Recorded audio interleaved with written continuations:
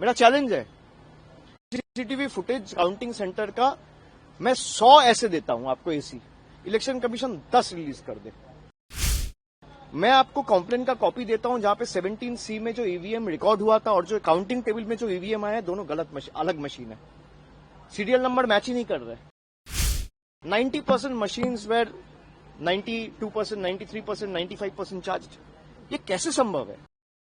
सबका प्रोटेस्ट करने का हक होता है और किस तरीके से वो प्रोटेस्ट करेंगे वो उनका अधिकार है।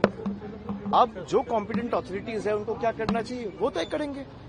उन्होंने, ममता जी ने साफ बताया है कि जिस तरीके से चुनाव में लूट मचाया गया है, हम हारे नहीं है, पर जिस तरीके से लूट के हराया गया है, मैं आपको मतलब सुबह से मैं ऐसे 100 कैंडिडेट से बात कर चुका हूं जो मुझे कह रहे हैं कि 17C फॉर्म पहले भी कहा हूं, मैं फिर कह रहा हूं कि ईवीएम, जो ईवीएम में वोट होता है वो शायद ना मैनिपुलेट हो, लेकिन ईवीएम्स कैन बी रिप्लेस्ड। तो बहुत जगह से हमारे पास फीडबैक आया है और ये रिटर्निंग ऑफिसर को काउंटिंग वाले दिन पे जमा भी दिया गया है कि जिस ईवीएम पे वोट हुआ है जब उसको काउंटिंग टेबल पे मैच कर रहे हैं तो सीरियल नंबर 17C के साथ मैच ही नहीं कर रहे। ऐसे 10 ईवीएम कल्याणी से आया है, मेमरी से आया है और इनका सारा चिट्ठी जमा हुआ है। ऐसे 100 काउंटिंग सेंटर्स है, 100 एसीज है जहां पे आप अगर कोर्ट में जाओगे, चैलेंज करोगे तो 2 बजे के बाद सारे काउंटिंग एजेंट्स को हटा दिया गया, मार के भगा दिया गया और वो सारे सीसीटीवी फुटेजेस में रिकॉर्डेड है।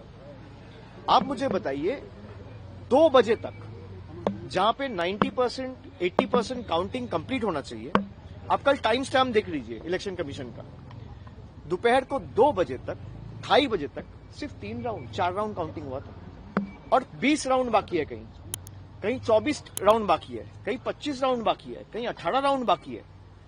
मतलब 10%, 15% आपने काउंटिंग करके वो लीड दिखा दिया और माहौल ऐसा बना दिया मीडिया के सहायता से कि ये दिखाने के लिए कि बीजेपी जीत चुकी है। और जोर जबरदस्ती, वहां पे कोई स्टेट का आदमी था नहीं। आप जिसको बिठाए काउंटिंग ऑब्जर्वर सेंटर का आदमी है, माइक्रो ऑब्जर्वर सेंटर का आदमी है, रिटर्निंग ऑफिसर इलेक्शन कमीशन ने बिठाया है, स्टेट के आदमी को हटा के अपने खास लोगों को बिठाया है। अच्छा, जो गार्ड कर रहे हैं दे आर पैरामिलिट्री फोर्सेस। तो सारे सेंटर के लोग, स्टेट का कोई है ही नहीं। मतलब पूर्व मेदिनीपुर में मैं आपको बता रहा हूं कि सुप्रीम कोर्ट का जो ऑर्डर था कि randomization rule should be implemented in letter and spirit, जहां पे स्टेट और सेंटर का एम्प्लॉय दोनों होना चाहिए, वहां पे खाली सेंटर के एम्प्लॉयज थे। ऐसे कई काउंटिंग सेंटर्स है। तो जिस तरीके से लूट मचाया गया है, जोर जबरदस्ती, आपने पहले, भाई तृणमूल और बीजेपी का वोट का फर्क क्या है? 32 लाख, 30 लाख को तो आपने पहले ही वोटर लिस्ट निकाल दिया, 7 लाख नए वोटर्स ऐड किए, 10-15 लाख आपने काउंटिंग में मैनिपुलेशन किए। अगर भाई जनता के राय के ऊपर आपको भरोसा है तो आप सबको रखिए काउंटिंग सेंटर में, सबको वोट करने का ताकत दीजिए। लेकिन पीएम, आपको दिक्कत क्या है?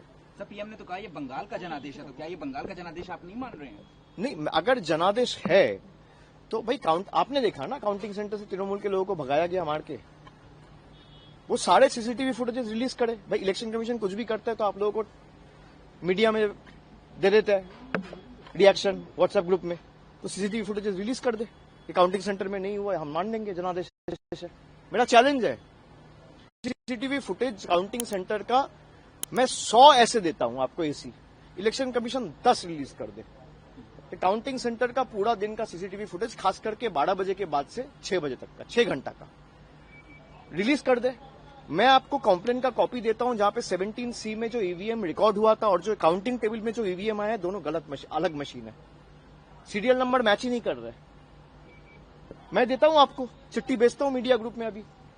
और ये आज मैं नहीं दे रहा हूं, कल हमारे काउंटिंग एजेंसी आरओ को दिया है, जहां पे मान लीजिए वोटिंग मशीन्स जो पूरा दिन आप ये कैमरा यूज कर रहे हो, बूम यूज कर रहे हो, भाई इसको आपको चार्ज तो करना पड़ता है।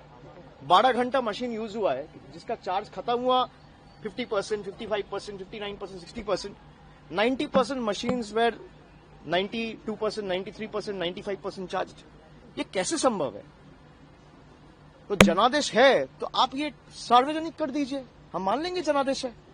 और जनादेश चाहे तृणमूल को 80 सीट मिले, 8 सीट मिले, 100 मिले, 150 मिले या 2 मिले, भाई हम वो सर झुका के लोग जो आदेश देंगे हम वो मानेंगे, और लोकतंत्र का यही खासियत है।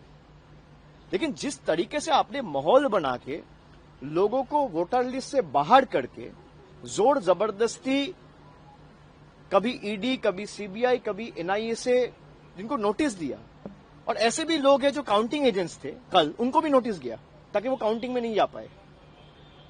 खाली आप चुनाव आयोग को बोलो कि भाई मैं 100 नाम देता हूं, आप 12 से लेकर 6 बजे तक का सीसीटीवी फुटेज रिलीज कर दो। सीसीटीवी तो था ही, मैं गलत प्रूव हो जाऊंगा, आपके सामने आके माफी मांग लूंगा। तो ठीक है, इसमें पार्टी में चर्चा होगी, और आने वाला दिन में जो भी होगा एक फैक्ट फाइंडिंग कमेटी हम लोग बनाए। जिस तरीके से हम लोगों के ऊपर टॉर्चर किया जा रहा है, जा जाके पार्टी ऑफिस तोड़े जा रहे हैं, घर में घुस के मारा जा रहा है, हर जगह पे आपने देखा है। कल रात भर हम लोगों के पार्टी वर्कर्स के ऊपर जिस तरीके से अत्याचार हुआ है, मैं सबको यही कहूंगा कि तृणमूल के जितने भी सैनिक हैं, आप एकदम स्ट्रांग रहो, पार्टी आपके साथ डट के खड़ा है, और जहां तक हमें जाना पड़े हम आपके लिए जाएंगे। और इसीलिए एक 12 मेंबर्स का फैक्ट फाइंडिंग कमेटी बनाया गया है। 3 टीम अलग बनी है, जिसमें 4-4 मेंबर्स रहेंगे, और परसों से ये विजिट चालू होगा। कल आपको डिटेल ब्रीफिंग इसके ऊपर मिल जाएगी।